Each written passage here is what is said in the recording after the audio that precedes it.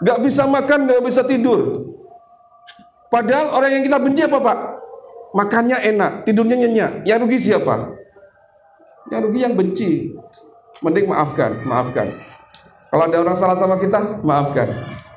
Bahkan sebelum dia minta maaf, jenengan sudah saya maafkan, tenang. Sebelum Anda minta maaf, sudah saya maafkan. Itu Pak, jiwanya pasti bahagia orang yang kayak gitu. Ini yang pertama. Ini kata psikolog. Yang kedua, orang yang bahagia itu Bapak Ibu sekalian, itu adalah orang yang dia dicintai. Nah, jadi ada dua macam, mencintai dan dicintai. Nah, dengan semua ini kita semua harus jadi orang yang bisa dicintai oleh banyak orang Bapak Ibu sekalian. Tentu saja paling dicintai Allah dan Rasulnya, ya. Rasulullah SAW mengatakan, ciri seorang Muslim itu seperti pohon kurma Bapak Ibu sekalian.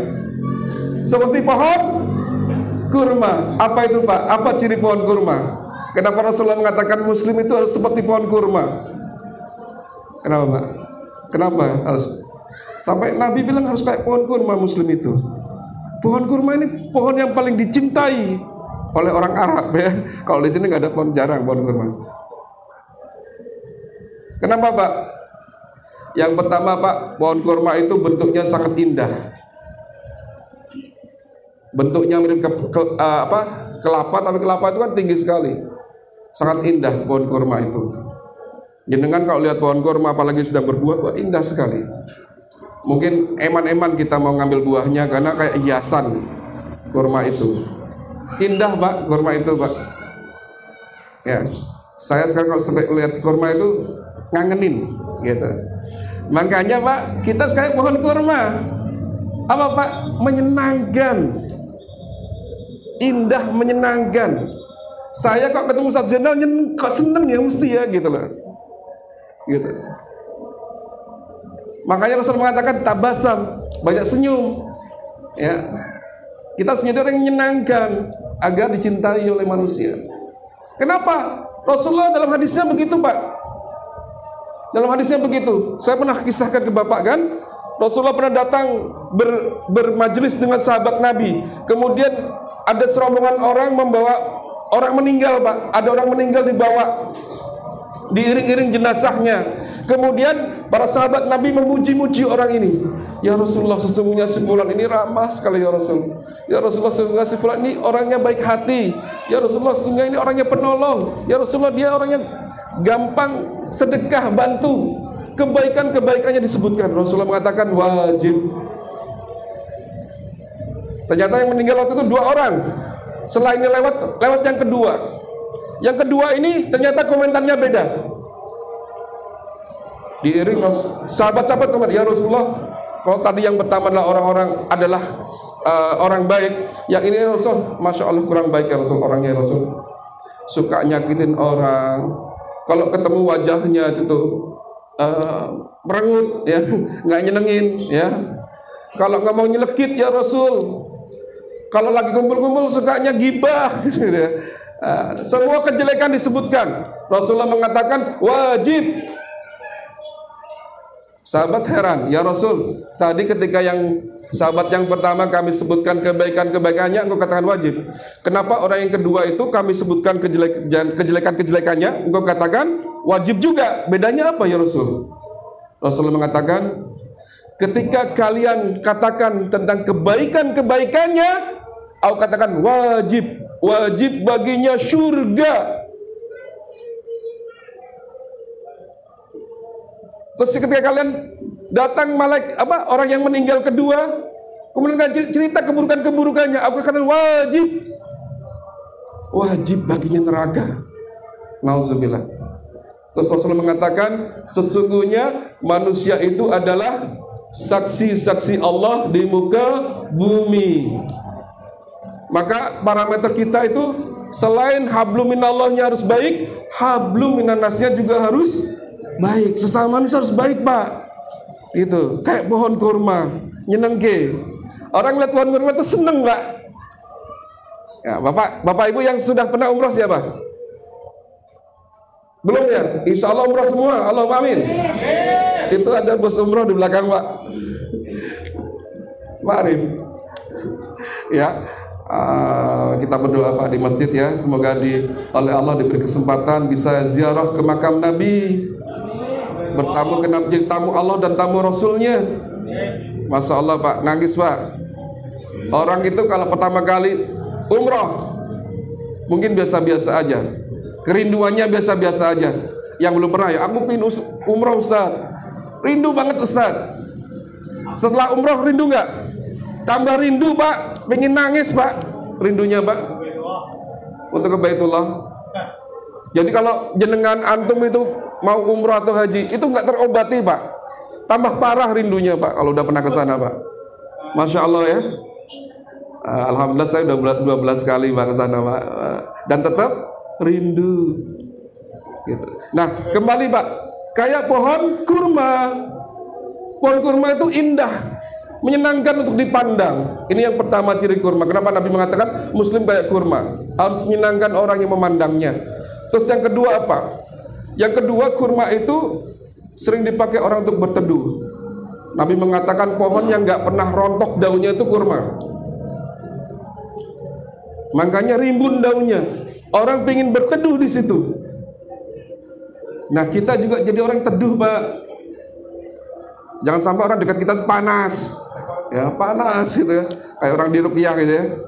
Nah, orang harus, Masya Allah. Biasanya kalau ada dewan datang itu nanti akan ninggali. Ahlan wa sahlan Ustaz Sifin. Barakallah. Ini beliau anggota dewan Pak, Masya Allah, mau hadir di tengah-tengah kita ya, dan mau duduk di bawah ya. Saya ini agak lancang ya sama wong tua soalnya lebih sepuh dibandingkan saya.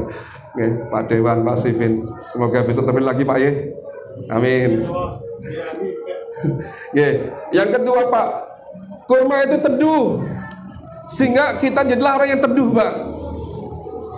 Teduh, kita itu orang yang adem, sehingga orang itu mau mendekat kepada kita.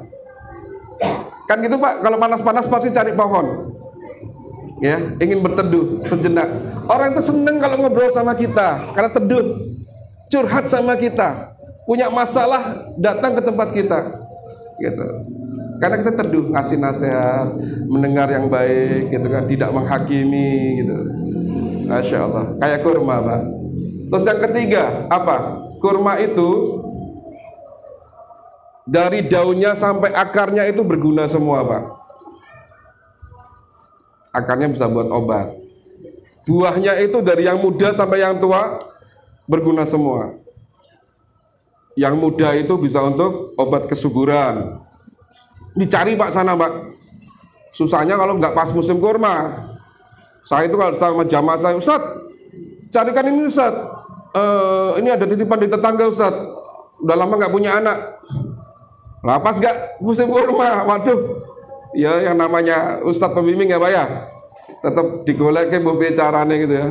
Golek ke takon kono takon gini, alhamdulillah biasanya dapat gitu. Ya, itu yang muda Pak, nggak dibuang. Jadi rontok jatuh pun laku Pak, dan itu mahal. Yang muda itu. Coba kalau mangga muda, nggak ada orang yang mau. Ya, buat rujak. Tapi kalau kecil-kecil itu nggak ada yang mau. Ini yang kecil-kecil kurma itu laku Pak, dijual Pak. Yang setengah matang banyak yang suka. Yang udah pernah ya, kurma rutop namanya. Ya, yang agak kuning. Itu segernya bukan main kalau makan itu. Ya, manis tapi crispy gitu. Apalagi yang udah matang, itu gizinya sangat tinggi sekali. Ini yang ketiga Pak. Ya tadi makanya apa? Ketiga ya. Maka kita jadi orang itu harus punya natijah, produktif, punya sesuatu yang bisa kita berikan pada orang lain, punya manfaat, punya buah, ya buah yang manis untuk orang, ya bisa menghidupi banyak orang. Terus yang keempat adalah ciri kurma itu Bapak Ibu sekalian. Tadi banyak berbuah, banyak manfaatnya. Makanya kita itu jangan sampai menjadi orang yang nggak ada manfaatnya. di setiap kondisi, setiap waktu, jadilah orang yang bermanfaat buat orang lain. Tetangga kita, ya tetangga kita bertetangga dengan kita itu bangga. Ya Allah, saya senang dengan fulan ini, masya Allah, suka bantuin, suka ngasih, punya itu apa? Betul tetangga yang bermanfaat, kan? Ada nggak tetangga yang nggak bermanfaat? Ada. Datang nggak orangnya? Kan ada kan tetangga yang nggak bermanfaat. Tuh, tetangganya repot, cuek, gitu kan? Terus diundang apa nggak datang? Ada nggak? Kalau apa kumpulan kampung nggak diundang nggak datang, cuek gitu kan? Ya sampai disindirnya, gue sok mati sing ngubur sopo gitu kan? Sing gotong sopo ya kan tonggomu kan gitu. Ya banyak orang itu zaman sekarang Pak, semakin orang itu renggang dengan tetangga. Ya bahkan di tembok, di pagar. Kalau diketuk pintunya, yang nyaut siapa? Anjingnya, ya wuk gitu ya, orangnya nggak tahu kemana. Ya. Sangat individualis. Padahal Rasulullah menggambarkan seorang mukmin itu tadi, kita di masyarakat bermanfaat, nggak harus jadi ketua RT untuk bermanfaat. Terus yang kelima Pak, ciri apa? Kurma itu apa Pak? Ciri kurma itu, kurma tumbuh di mana coba? Di pegunungan Indonesia ada kurma? Nggak ada. Di mana? Di padang pasir. Kurma itu adalah tanaman yang hidup di tempat yang kurang ideal, ya kan? Nah, seorang mukmin harus kayak kurma. Walaupun tempat tinggalnya tidak ideal, dia bisa tumbuh subur, tetap tumbuh. Nggak ngeluh, gitu kan? Nggak cari-cari alasan, ya, gitu ya. Dia nggak ngeluh, dia terus bertumbuh. Menjadi pohon yang indah tadi, yang rindang tadi, yang berbuah tadi, ya, yang bermanfaat tadi. Jadi kita harus jadi orang yang tahan banting, Mbak, nggak suka mengeluh. Seperti kurma, walaupun padang yang tandus, ya, susah air, dia bisa tumbuh. Ya, kalau padi nggak bisa, Pak, tumbuh di Pak, ya, tumbuh di padang pasir. Kurma bisa, masya Allah. Ini ya. Maka kalau kita ingin dicintai oleh manusia, jadilah orang yang tangguh. Ada nggak Pak, kita ada orang yang kelemak-kelemek, suka mengeluh. Jenengan seneng nggak ketemu sama orang kayak gitu? Kan males Pak, ya kan?